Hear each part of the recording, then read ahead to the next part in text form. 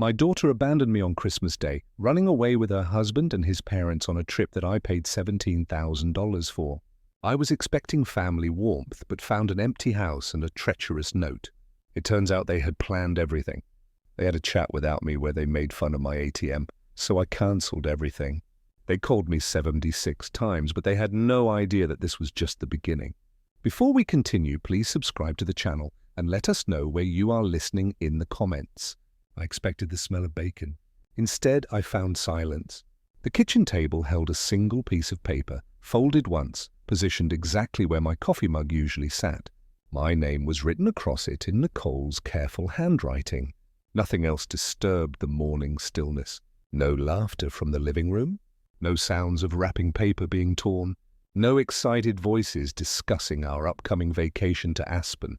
My hands trembled as I unfolded the note. Dad, we decided to go to Colorado without you. The family needs this time together, just us. We'll be back January the 2nd. Don't worry about the money. We know you can afford it. Thanks for everything. Love, Nicole. The paper slipped from my fingers. They were gone. On Christmas morning, after I'd spent $17,000 planning the perfect family vacation, after months of excited planning sessions where Nicole hugged me and called me the best father in the world, I walked through the house calling their names. Anyway, Nicole, Zachary, Howard, Kinsley. My voice echoed off empty walls. Their bedroom doors stood open, revealing hastily made beds.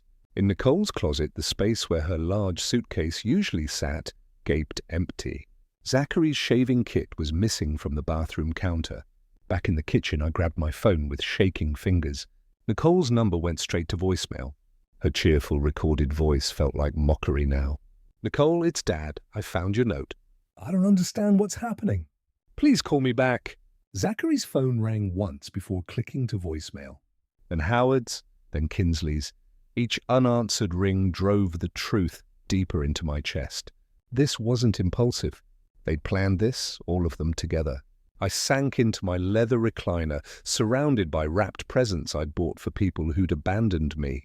The Christmas tree lights blinked steadily, illuminating gift tags written in my own careful handwriting. To Nicole, with love from Dad. To Zachary, hoping this year brings you everything you want. 3 months ago, I had announced the vacation during Sunday dinner. Nicole had been struggling since her divorce, and Zachary's parents had never taken a real vacation. I wanted to give them something special. Aspen for New Year's, I'd said, pulling out the resort brochures. 7 days, all expenses paid, skiing, spa treatments, the works. Nicole had thrown her arms around me. Dad, you're incredible. This is exactly what we all need. Zachary had shaken my hand firmly. Larry, this means everything to us, truly. Howard and Kinsley had actually cried. We never dreamed we'd see a place like that, Howard had whispered. I'd felt so proud, so useful. Finally, I could create the kind of family memories that would last forever. Now I understood their tears differently. They'd been planning to exclude me even then, weighing how much my generosity could buy them versus how much they could tolerate my presence. I picked up our family photo from last Christmas. 5 smiling faces. Nicole's arm draped around my shoulders. Zachary giving me a thumbs up. Howard and Kinsley beaming with genuine warmth, or what I'd thought was genuine. Had they discussed after I went to bed? Had they counted the days until they could take my money and leave me behind? The Mercedes keys sat on the kitchen counter where Nicole had left them. A final insult. They'd taken an Uber to the airport rather than drive my car, making sure I knew this wasn't about transportation. It was about choosing not to include me. My phone buzzed with a text from my neighbor. Merry Christmas, Larry. Hope you're having a wonderful morning with your family. I stared at the message until the screen went dark. They'd made their choice. They thought I was just a lonely old man with deep pockets and no backbone, someone who'd absorb their betrayal quietly and continue funding their lives without consequence. They were wrong. I walked to my office and opened the desk drawer where I kept all our vacation documents. Confirmation numbers, resort information, payment receipts. Everything they'd need for their perfect getaway, everything I still controlled. My finger hovered over the resort's phone number. Walking to my home office felt like crossing a bridge I could never return from. The organized filing cabinet stood exactly where I'd left it. 3 decades of meticulous record-keeping, every receipt catalogued, every contract filed alphabetically. I pulled out the thick folder labeled Aspen Vacation 2024. The little Nell's number was highlighted in yellow marker. I'd called them dozens of times during planning, discussing room upgrades and special requests. Now I dialed with different intentions. Good morning, Little Nell Resort. This is Rebecca speaking. How may I assist you? This is Larry Hughes. My family checked in last night under the Hughes reservation. I need to make some immediate changes. Oh yes, Mr. Hughes. Your family arrived safely. They seemed so excited about their stay. What changes would you like to make? I opened my planning binder to the detailed itinerary I'd spent weeks crafting. I need to cancel the spa appointment scheduled for December 27th, all 5 of them. So those are premium bookings during peak season. There will be significant cancellation fees. Cancel them. The keyboard clicking paused. Certainly, sir. Anything else? The private chef service for New Year's Eve. Cancel it. I drew a line through the $2,400 expense with my red pen. Mr. Hughes, that's a very popular service. Are you sure you don't want to reschedule instead?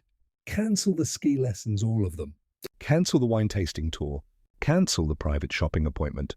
Each cancellation felt like removing their names from my will. Deliberate and final.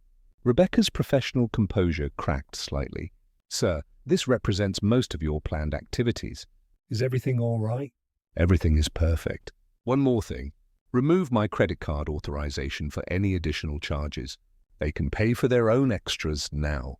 I hung up before she could respond and immediately opened my filing cabinet's bottom drawer.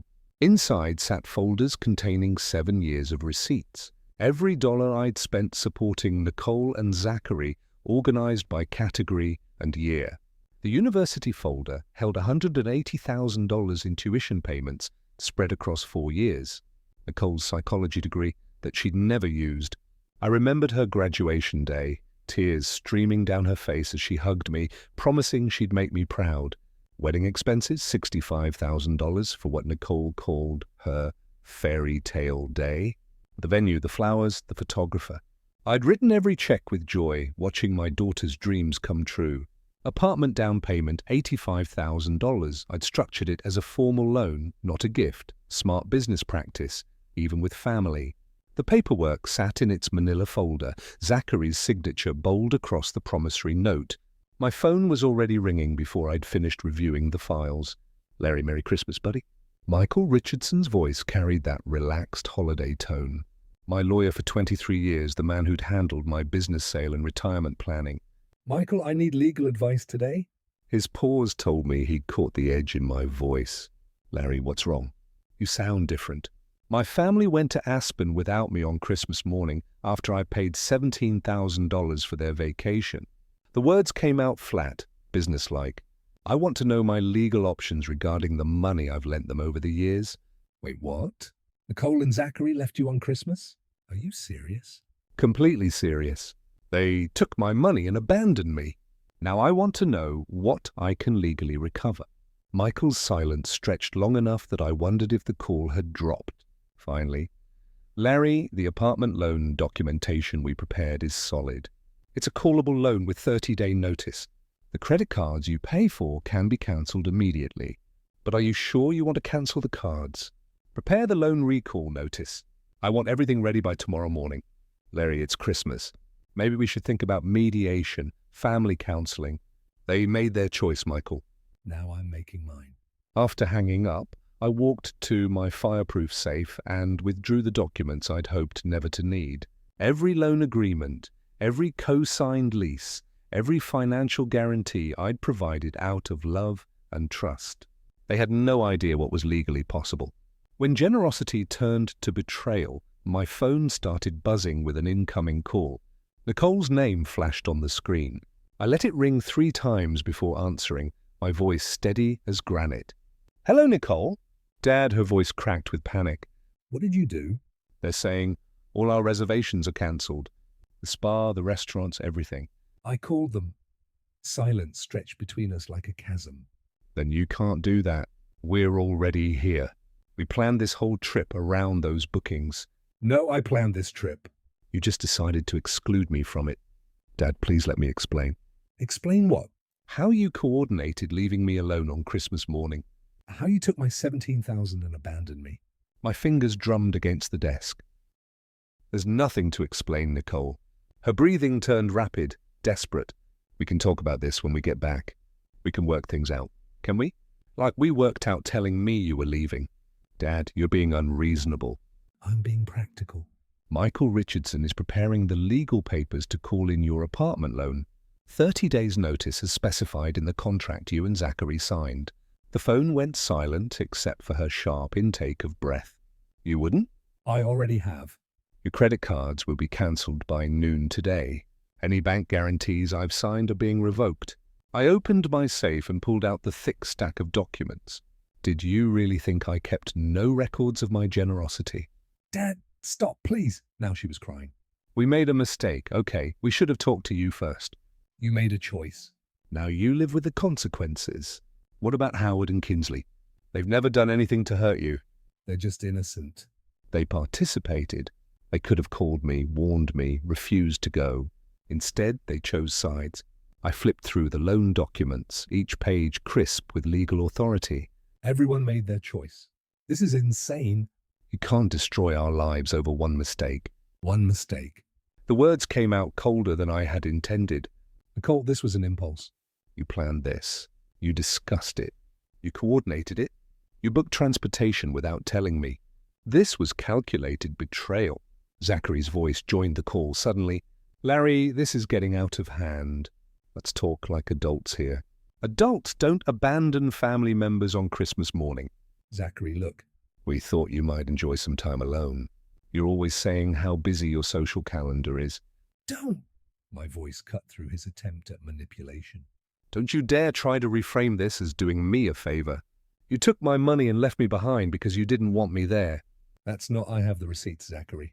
Every payment I've made for your life, the apartment down payment, the credit cards, the car loan I co-signed, the wedding expenses, your parents' medical bills I paid last year. Each item landed like a hammer blow. Did you discuss those when you planned to exclude me? Howard's shaky voice came through the phone now. Larry, son, please. We never meant to hurt you. We thought the kids knew what they were doing. Howard, I'm not your son. Your son took my daughter and my money and left me alone on Christmas. Kinsley started crying in the background. This is exactly what we were trying to avoid, Nicole said through her tears. Your guilt trips. You need to control everything with money. Something cold settled in my chest. Control? I gave you independence, education, a home, a career choice. Everything I did was to free you, not control you. But there were always strings attached, weren't there? Always conditions. The only condition was basic human decency. Apparently, that was too much to ask. The hotel room fell quiet, except for muffled sobs. What do you want? Zachary asked finally. Money and apology. What will it take to fix this? Fix this! I looked at the family photos on my desk, seeing strangers now. Zachary, you can't fix betrayal. You can only live with it, so that's it. You're going to destroy everything because your feelings got hurt. My hand tightened on the phone. My feelings didn't get hurt. My trust got shattered. There's a difference. Through their crying and arguing, I heard another sound. Someone knocking on their hotel room door. After hanging up, I needed quiet. The house felt different now, larger, emptier, like a museum of misplaced trust. I grabbed a sandwich around noon, but barely tasted it. Now, walking through rooms I decorated for Christmas morning that never came. I felt like a detective in my own life. Nicole's bedroom door stood slightly open the way she left it Christmas Eve. I pushed it wider and stepped inside. Her childhood photos smiled from the walls. Gymnastics, trophies, high school graduation, family vacations where everyone looked genuinely happy. Had I imagined all of it? The charging station on her nightstand caught my eye. Nicole's phone sat there, forgotten in their rush to the airport. She'd been texting frantically from Howard's phone during our call. I picked up the device, my thumb hovering over the screen. This felt like crossing a line, but they had already crossed every line that mattered. The phone unlocked with her birthday, a password I'd helped her choose years ago for security. The messaging app showed dozens of unread notifications. I opened the group chat labeled girls' weekend planning, and immediately wished I hadn't. 2 weeks ago, Nicole. Dad's insisting on coming with us to Aspen. Jessica. Oof, that's rough. Can't you just tell him no? Nicole, you don't know my dad. He paid for everything, so he thinks he gets a vote. Sarah. Maybe he'd have fun, though. Nicole, trust me, no. Zachary says the old man will just complain about everything being too expensive or too loud. My hands started shaking. Jessica, what about his parents? They seemed sweet when I met them. Nicole, Howard, and Kinsley are actually cool. They'd be way more relaxed without Dad hovering around with his opinions. Sarah, plus you guys could actually party. Nicole, exactly. This is supposed to be our vacation, not a family reunion with my walking ATM. I sat down hard on her bed, the phone trembling in my grip. 1 week ago, Nicole, update, we figured out how to handle the dad situation. Jessica, spill. Nicole, we're going to leave Christmas morning before he wakes up.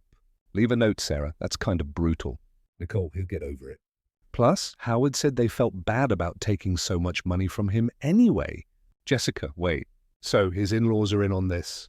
Nicole, they needed convincing, but Zachary explained how Dad makes everything about himself. The words blurred as I scrolled through more messages. Each one felt like a paper cut. Small, but accumulating into something unbearable. Nicole, sometimes I think Dad forgets we're adults now. Sarah, at least he pays for everything. Wild Nicole, true. Silver lining of having an overprotective, rich dad.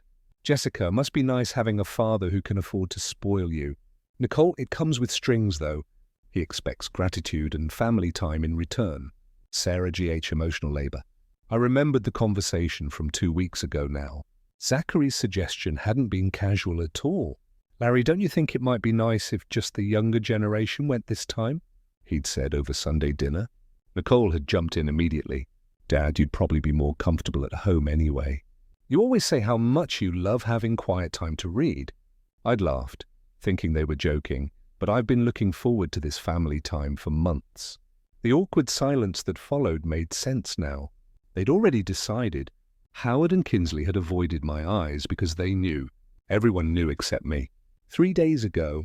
Nicole, final check. Everyone's tickets confirmed. Jessica, you're really doing this. Nicole, it's better this way, trust me. Dad will sulk for a week, then move on. Sarah, what if he doesn't? Nicole, what's he going to do? Cut me off? He's threatened that before and never follows through. Jessica, maybe because he loves you, Nicole. Maybe. Or maybe because he needs us more than we need him. I closed the messaging app and stared at the dark screen, seeing my reflection looking older than I remembered. They hadn't just excluded me. They'd mocked me. My generosity wasn't appreciated. It was expected. My desire for family connection wasn't cherished. It was tolerated. The phone buzzed with a new message from the group chat. Nicole, emergency dad went nuclear. Cancelled everything and threatened to call in the apartment loan. Jessica, wait, what? Nicole, he's serious this time. We might have really screwed up. I set the phone back on the charging station and walked to my office, my footsteps echoing in the silent house. They thought they knew me. They thought I was predictable, manageable, someone who made empty threats and bought forgiveness with money. They were about to learn how wrong they were. My office had always been my sanctuary, mahogany desk, organized filing cabinets, everything in its place. Now it felt like a war room. I pulled out my laptop and opened a new spreadsheet. Muscle memory from 30 years of running a construction business taking over. Column headers, date, category, amount, documentation, status, legal structure. I started with Nicole's education. Row by row, I entered every tuition payment, every dormitory fee, every textbook purchase I'd covered. $45,000 per year for 4 years. The laptop's calculator showed $180,000 total. Wedding expenses came next.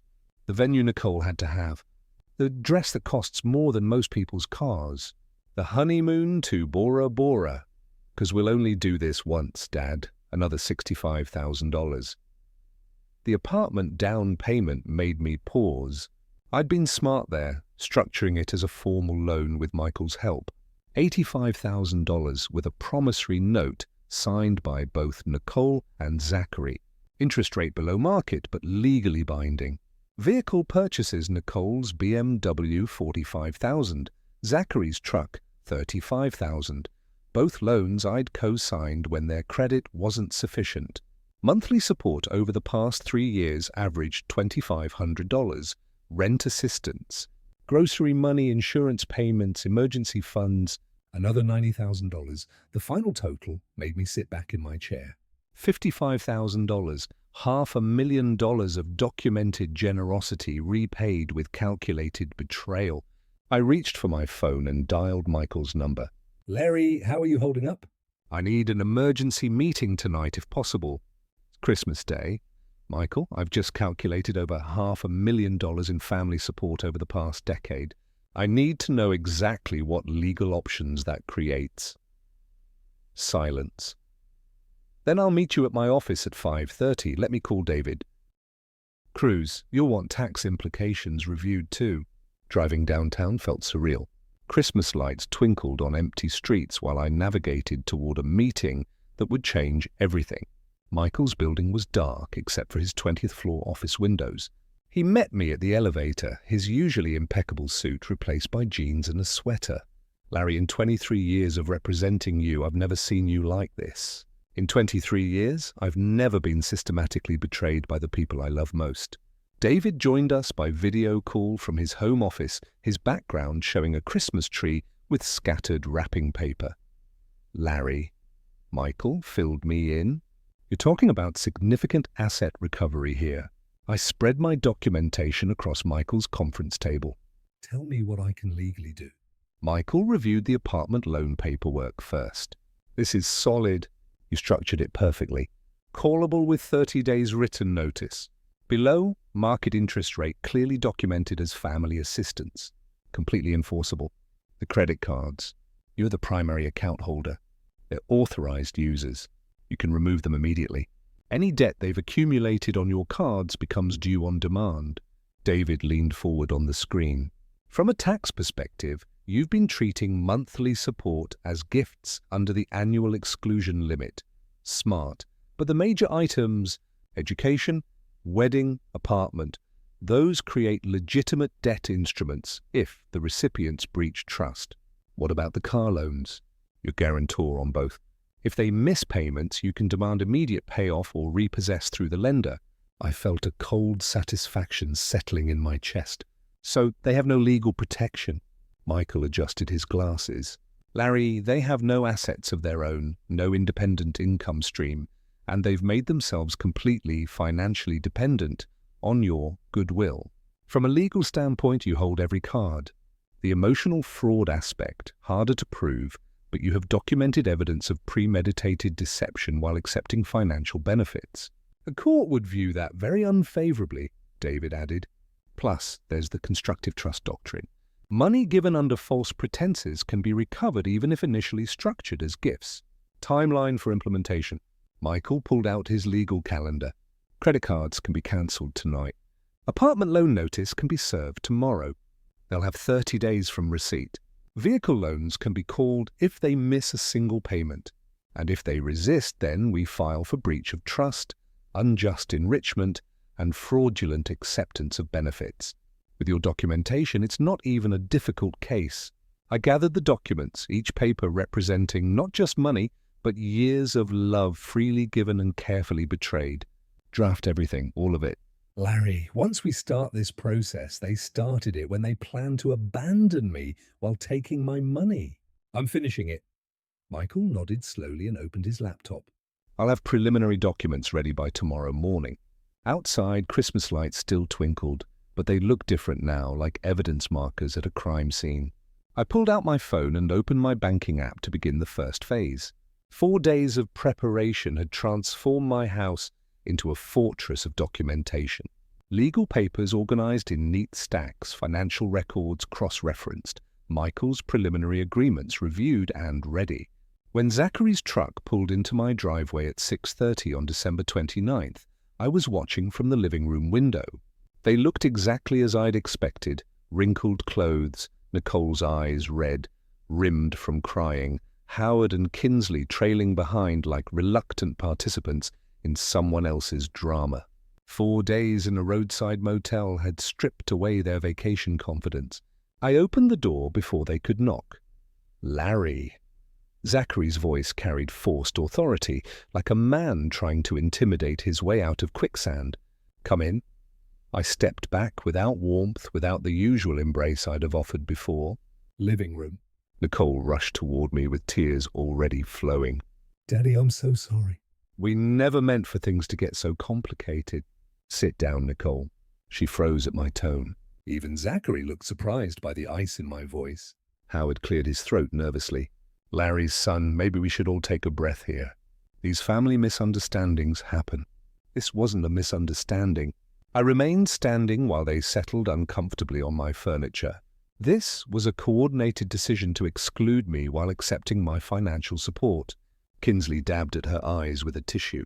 We thought you might enjoy some quiet time at home. It was supposed to be thoughtful. Thoughtful would have been asking. What you did was plan my exclusion while ensuring I paid for your vacation. Nicole's tears intensified. Daddy, please! It wasn't like that. We thought you'd appreciate having the house to yourself for once. Stop! The word cut through her manipulation like a blade. I've spent 4 days analyzing exactly what this family relationship has cost me financially. The numbers are illuminating. Zachary leaned forward aggressively. What's that supposed to mean? I walked to my desk and picked up the folder Michael had prepared. It means I've reviewed every financial transaction between us over the past decade. 15,000 in documented support. The room went silent except for Kinsley's sharp intake of breath. Your education, Nicole, your wedding, your apartment down payment, which was legally structured as a loan, not a gift, though you seem to have forgotten that detail. Nicole's face went white. What do you mean, loan? I mean, you and Zachary signed promissory notes for $85,000 at below-market interest rates. Michael Richardson structured it properly to protect both parties. I opened the folder to show the documents. The loan is callable with 30 days written notice. You wouldn't? I already have. Notice was served yesterday by certified mail. Zachary shot to his feet. This is insane. You can't destroy our lives over hurt feelings. I'm not destroying anything. I'm simply calling in legitimate debts. I flipped to the next section. Your credit cards were cancelled effective January 1st. Car loan guarantees I provided are being reviewed for revocation. Dad, stop this. Nicole's voice cracked with real fear now. We'll lose everything. You should have considered that before planning my exclusion. Howard stood shakily. Larry, surely we can work something out. Families shouldn't handle disagreements like business transactions. You're right, Howard. Families should handle disagreements with honesty and respect. When you choose to handle family relationships like business transactions, taking money while providing no consideration in return, then I'll respond in kind. Consideration? Zachary's face flushed red. We're your family. That should be enough. Family members don't conspire to abandon each other on Christmas morning. Kinsley was crying openly now. We never meant to hurt you. We just thought... You thought I was a convenient source of funding with no feelings to consider? I closed the folder. You were wrong. Nicole collapsed back into the sofas, finally understanding the scope of her situation. How much time do we have? 30 days from receipt of notice for the apartment. Credit cards are already cancelled.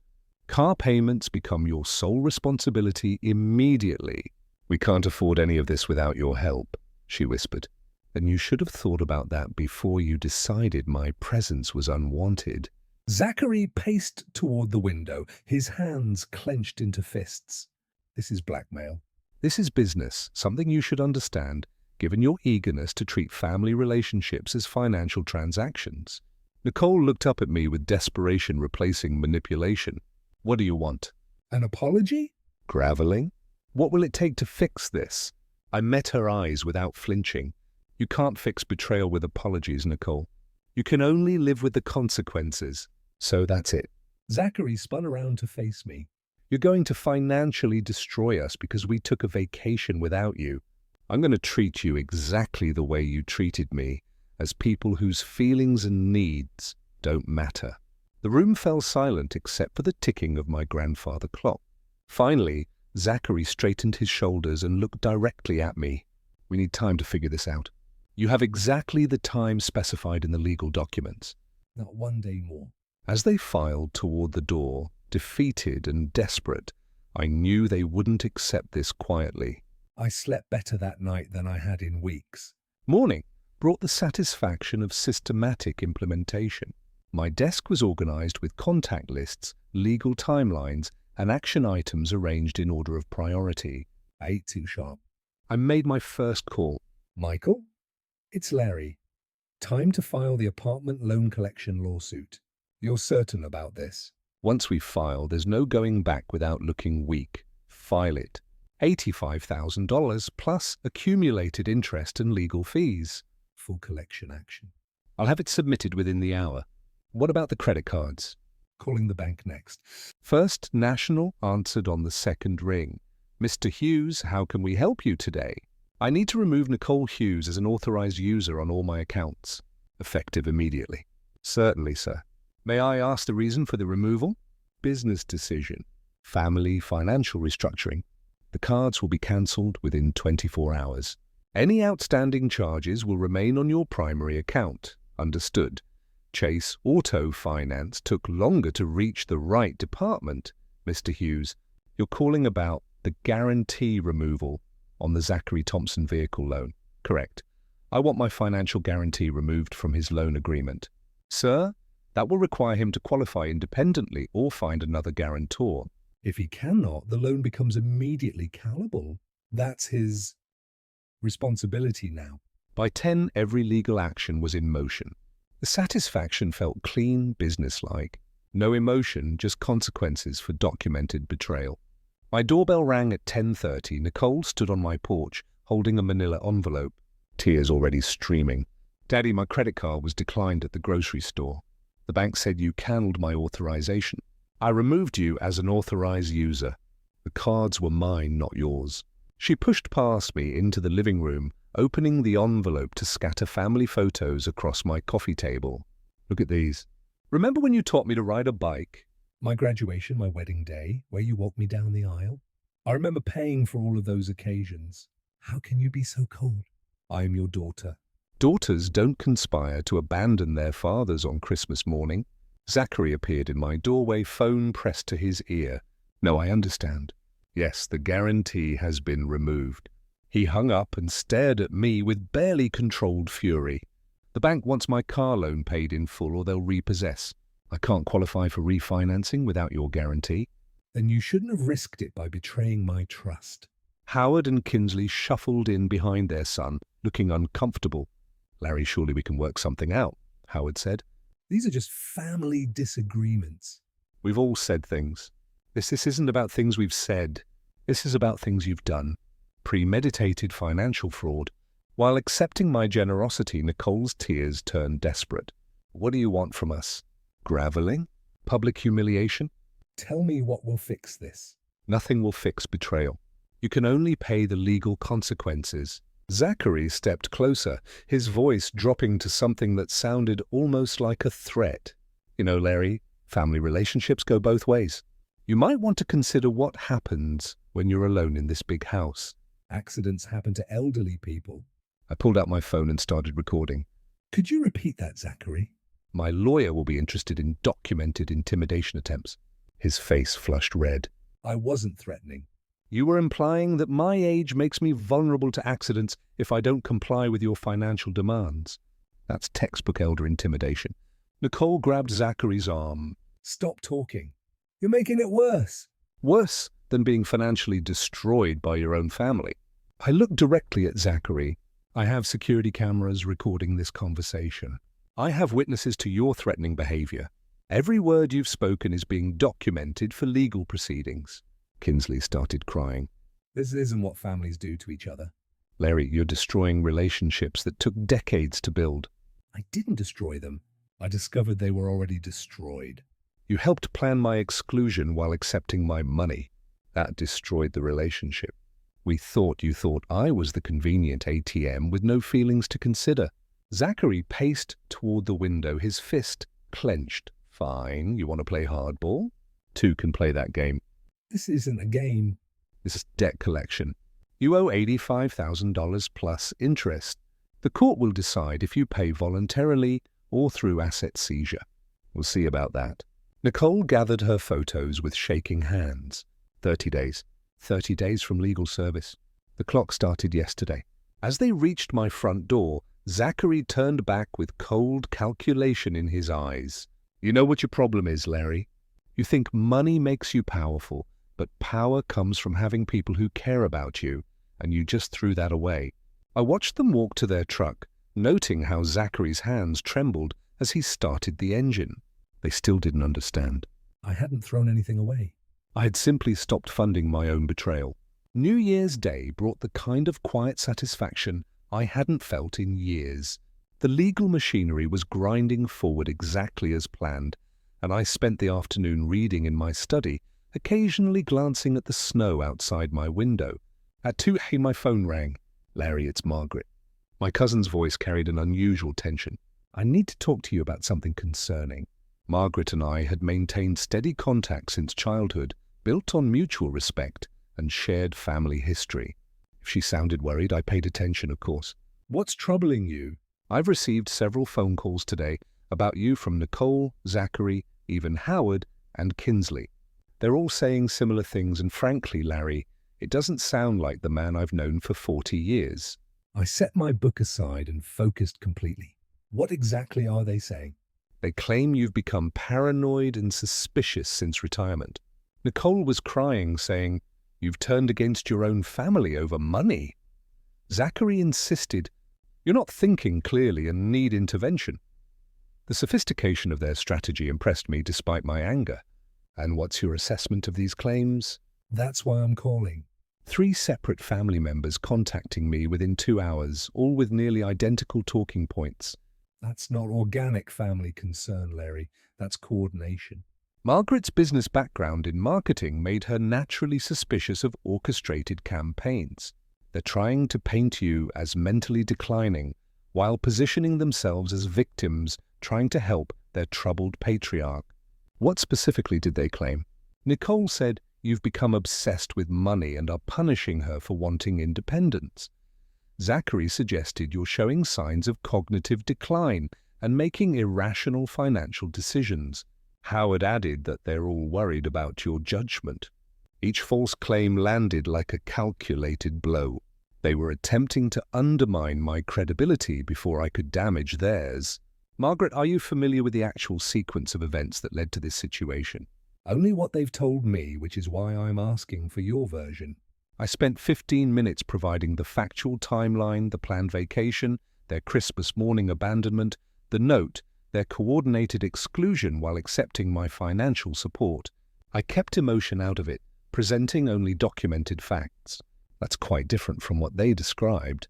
Margaret's voice carried new understanding. They made it sound like you suddenly became unreasonable about normal family independence. They conspired to abandon me on Christmas morning after I paid $17,000 for their vacation.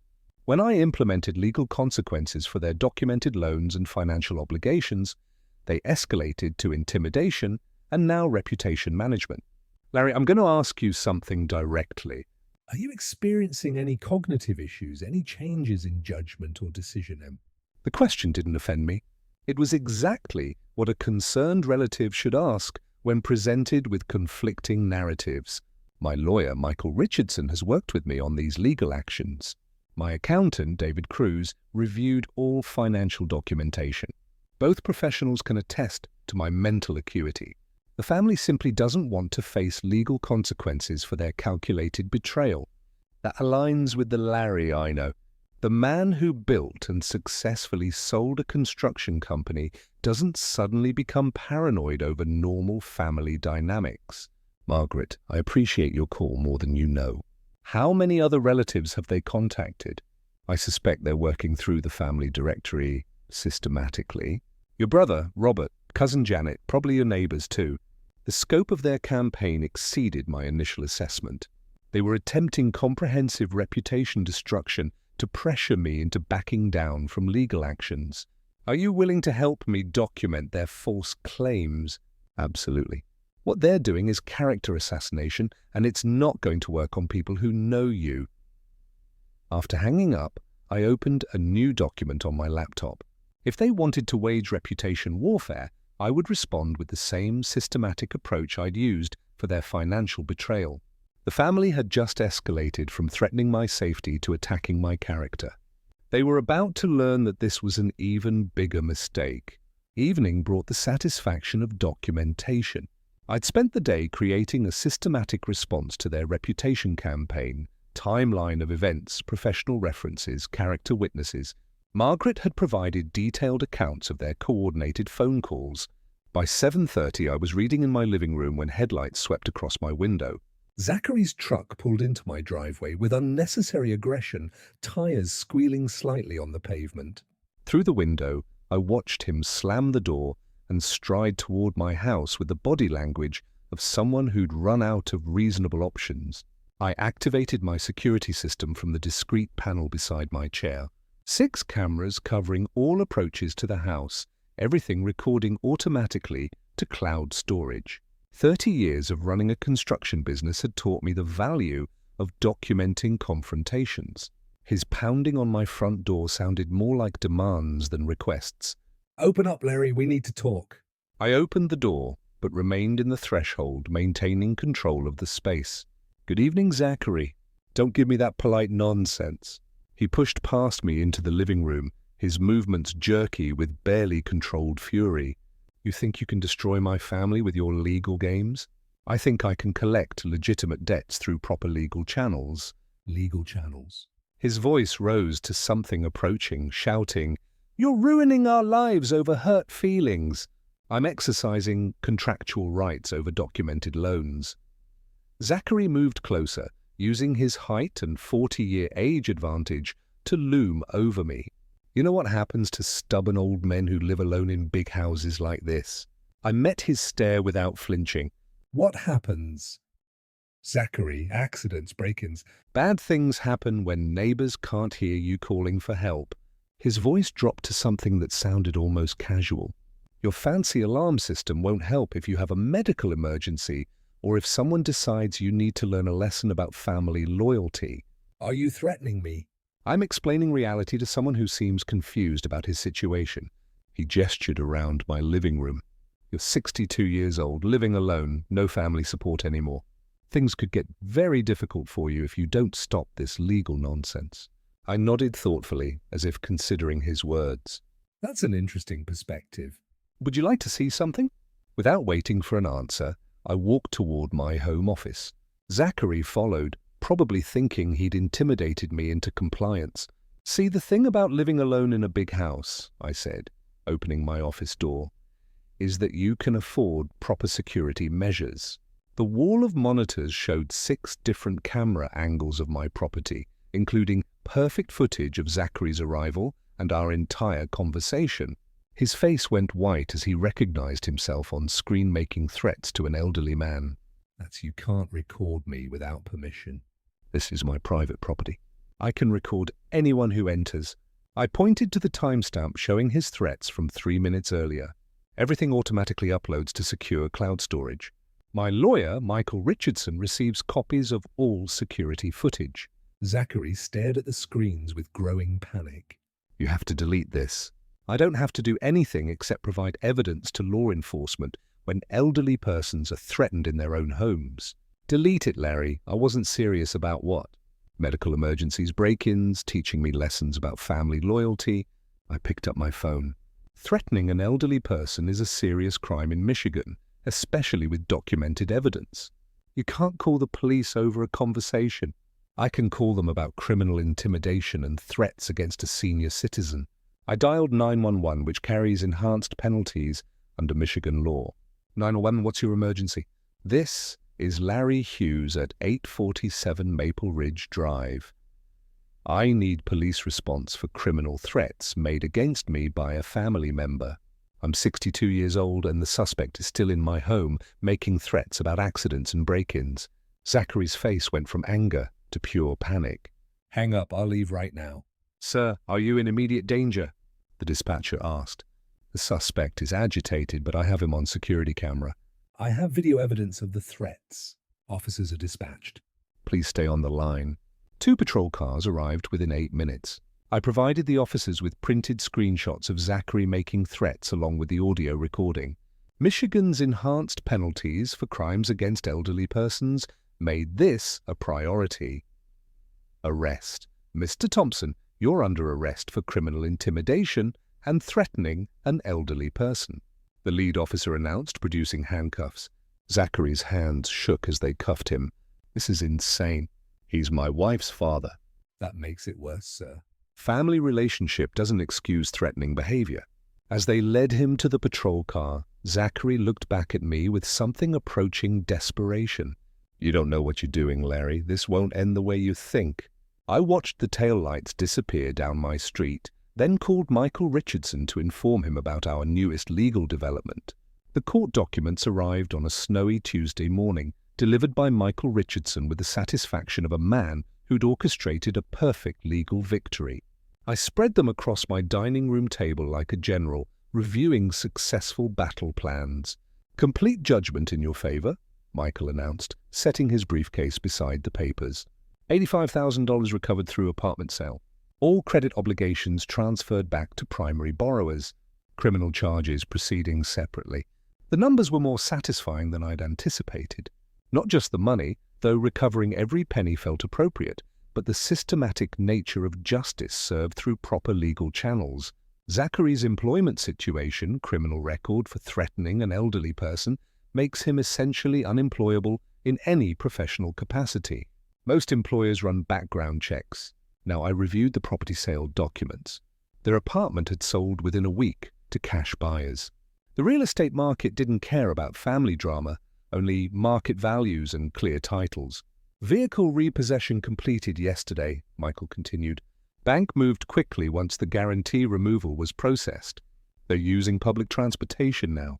Through my network of neighbors and acquaintances, I'd learned the family was crowded into Howard and Kinsley's one-bedroom apartment. 5 adults sharing space designed for 2, with Nicole working retail for the first time since college, and Zachary unable to find employment. At noon, I watched them walk up my driveway. All 5 of them moved differently now, shoulders hunched, eyes downcast, the body language of people who'd learned the cost of betrayal. Nicole led the group, her face red from crying, even before reaching my door. I let them inside without the formality of being asked. "Dad," Nicole's voice cracked immediately. "We need to talk." They arranged themselves in my living room like supplicants before a judge. Howard and Kinsley looked exhausted, aged beyond their years by stress and crowded living conditions. Zachary couldn't meet my eyes. I'm listening. We were wrong. Nicole's words came out rushed, desperate, completely totally wrong about everything. The vacation, leaving you behind, the way we treated your generosity, all of it. Zachary forced himself to look at me. I made terrible mistakes, Larry. The threats, the things I said. I was scared and stupid, and I hurt you when you'd only ever helped us. Howard cleared his throat nervously. Larry's son, we're too old to support everyone. Kinsley and I, we can't. Our pension wasn't meant for 5 people. We're still family, Kinsley added quietly. Despite everything that's happened, we're still family. I studied their faces, looking for signs of the same calculation I'd seen before. But desperation had stripped away pretense. These were people who'd learned the difference between genuine remorse and strategic manipulation. "Tell me about the planning," I said. Nicole flinched. "What planning?" "The Christmas vacation conspiracy." "How long did you discuss excluding me?" "Who suggested it first?" "When did you decide to coordinate leaving me behind?" The question hung in the air like an accusation. Nicole looked at Zachary, who looked at his parents, who looked back at Nicole. It wasn't Nicole started, then stopped. Zachary brought it up first, maybe 3 weeks before Christmas. He said it might be more relaxing without you there. And you agreed? I did. Her voice dropped to a whisper. I agreed because I wanted a vacation where I didn't have to be grateful all the time. Where I could just exist without feeling like I owed someone everything. The honesty was more devastating than any lie would have been. Howard Kinsley, your participation. Howard's hands shook slightly. We knew it was wrong when we agreed, but Zachary convinced us you'd understand eventually that you'd prefer quiet time alone. So you coordinated leaving me alone on Christmas morning after I'd paid $17,000 for your vacation? Yes. Nicole's admission came out like a confession. We planned it. We discussed it. We knew exactly what we were doing, and we did it anyway. I sat back in my chair, processing their complete capitulation. No excuses, no justifications, no attempts to minimize their choices. What do you want from me now? Forgiveness, Nicole whispered. A chance to make it right, Zachary added. Help, Howard said simply. I looked at each of them. My daughter, who'd inherited my business sense but not my integrity. My son-in-law, who'd learned the cost of threatening those who'd supported him. The elderly couple who'd chosen convenience over character. If I were to consider any future relationship, I said slowly, it would require conditions. Hope flickered in their eyes like candle flames in wind. Complete honesty about your motivations and planning. No more coordination behind my back. An acknowledgement that trust, once broken, must be rebuilt through consistent actions over time. They nodded eagerly, desperately. But first, I continued, you need to understand exactly how much your betrayal cost, not just financially, but personally. I walked to my office and returned with Nicole's phone. The next afternoon brought another performance, though this one was more polished than their previous attempts. I watched through my living room window as they approached my front door. Nicole clutching a bouquet of expensive white lilies, the flowers I'd brought to her mother's funeral 15 years ago. They'd prepared more carefully this time. Nicole's tears started before she even knocked, timed perfectly for maximum emotional impact. Zachary positioned himself slightly behind her with practiced humility, head bowed at precisely the right angle. I opened the door to find Nicole's carefully crafted breakdown already in progress.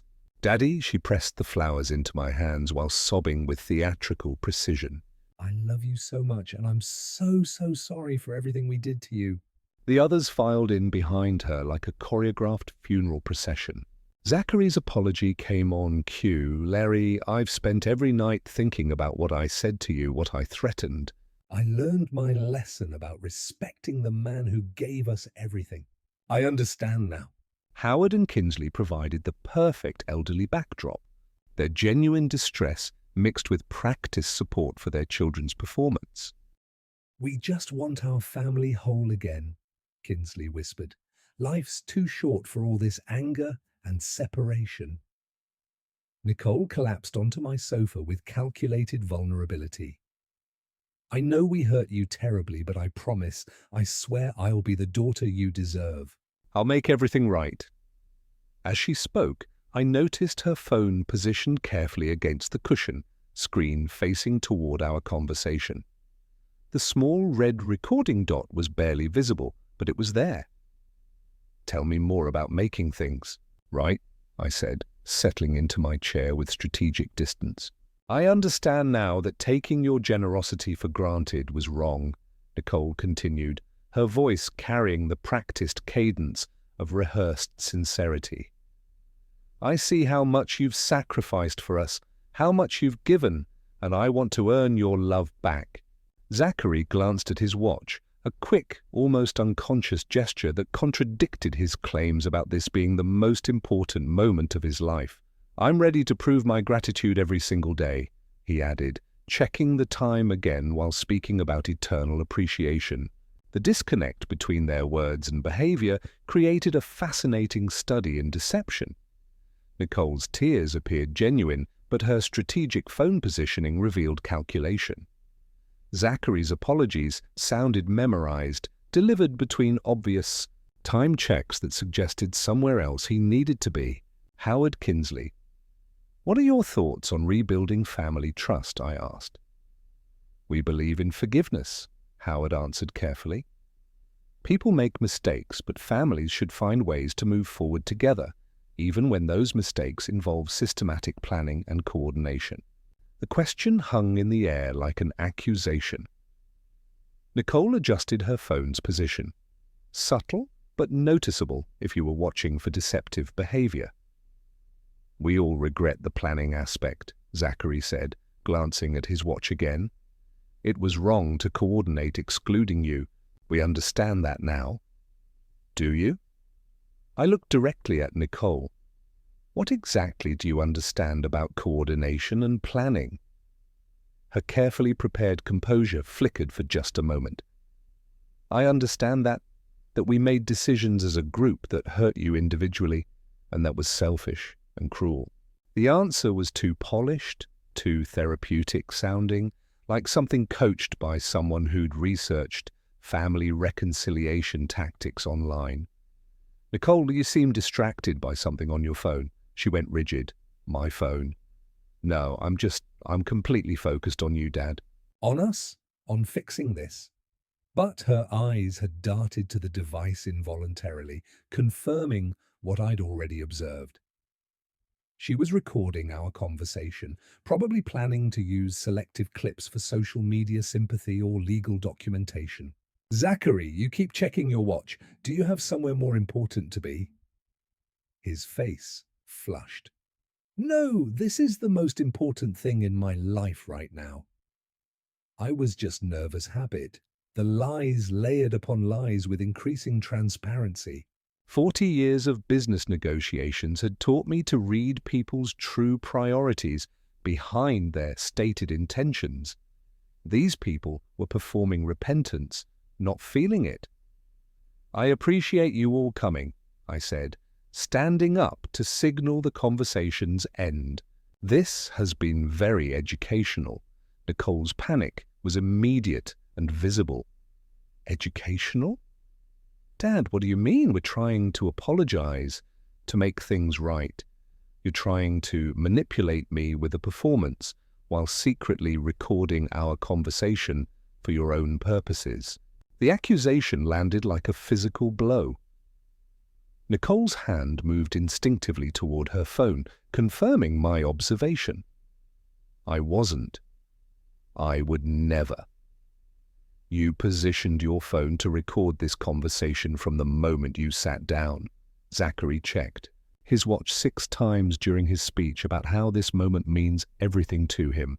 Your apologies sound rehearsed because they are rehearsed. Zachary's defensive anger flared immediately. You're being paranoid. We came here genuinely. You came here with another manipulation strategy because the last one failed. The room fell silent, except for the Kinsleys' quiet crying. I had hoped, I continued, that losing everything might teach you the difference between genuine remorse and strategic performance. Apparently, it hasn't. Nicole tried one last desperate appeal. Please, Dad, we need you. We have nothing left. You have exactly what you chose when you decided to betray my trust while pretending to value it. I walked toward the front door, opening it deliberately. But before you leave, I said, returning to my chair, there's one more thing you need to understand about what you lost. I picked up her phone from my office and unlocked it with her birthday. 3 weeks passed like the turning of legal documents, methodical, final, irreversible. I spent those days completing what they'd started with their betrayal, the systematic severing of all connections between us. Michael Richardson delivered the final paperwork on a crisp February morning. Property transfers complete, he announced, setting down the thick folder. 85,000 recovered and deposited, all credit guarantees revoked and processed. Legally speaking, you have no financial obligations to any of them. Estate planning will updated per your instructions. Primary beneficiaries are now Margaret and the Detroit Children's Hospital. Family members specifically excluded with documented reasons. The legal completeness felt satisfying in a way that emotional victories never could. Every document represented a choice they'd made and a consequence they'd earned. Through Margaret's updates, I learned they'd relocated to a small town near Cleveland, where Howard's brother owned a trailer park. 5 adults sharing a single wide mobile home. Nicole working 2 retail jobs. Zachary's criminal record preventing steady employment. Natural consequences flowing from natural choices. The letter arrived on February 1st. Nicole's handwriting had always been careful, but desperation made it shaky now. The envelope was thin. Discount stationery. No return address.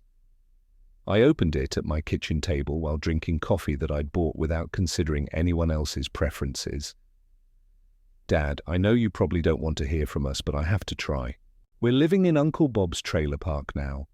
Zachary, me, Howard, Kinsley, and Bob's family all sharing a single mobile home.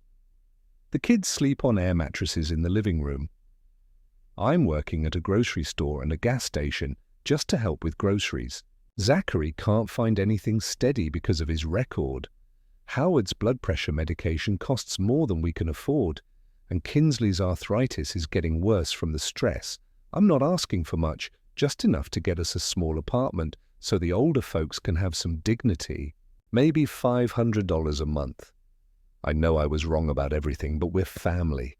Please, Dad, we've learned our lesson. Love, Nicole. I read it twice, looking for signs of the manipulation I'd come to expect, but desperation had stripped away the calculated appeals, leaving only genuine need and the same fundamental misunderstanding that had started everything. She still thought this was about punishment rather than consequences, still believed family obligation trumped personal responsibility, still assumed my resources existed to solve problems created by her choices. I folded the letter and filed it with the other legal documents. No response was necessary. After decades of supporting ungrateful dependents, silence felt appropriate. That afternoon, I called Margaret. "How are you adjusting to your newfound freedom?" she asked. "Better than expected. I'm planning dinner at that Italian place downtown next week. Would you like to join me? I'd love to. It's been too long since you socialized without worrying about family drama. Much too long." After hanging up, I made other calls. My old business partner, David, wanted to discuss investment opportunities. My neighbor, Robert, had mentioned a community theater group. There were hiking clubs, book discussions, travel groups, entire worlds I'd neglected while funding other people's dreams. The phone number for the senior singles group sat on my desk. At 62, dating felt simultaneously terrifying and liberating.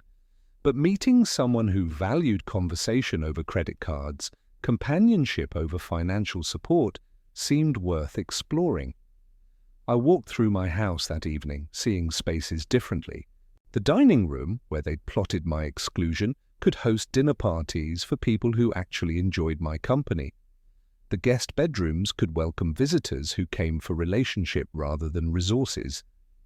Justice hadn't required dramatic confrontations or elaborate revenge schemes. It had simply required stopping the flow of unearned benefits to people who'd confused generosity with obligation. They taught me a valuable lesson about the difference between family by blood and family by choice. Some people proved themselves worthy of trust and support through their actions. Others proved themselves unworthy through theirs. My calendar for next month was filling with possibilities: theatre tickets with Margaret, investment meetings with David, hiking trails with the outdoor club, activities chosen for my own interests rather than other people's expectations. The house felt lighter somehow, as if removing toxic relationships had improved the actual air quality. For the first time in years, I was planning a future based on my own hopes rather than other people's needs. At 62, I was finally free to discover what genuine relationships look like when built on mutual respect rather than financial dependence. The adventure was just beginning. If you like this story, please like this video, subscribe to the channel, and share your impressions of this story in the comments. To listen to the next story, click on the box on the left. Thank you for watching.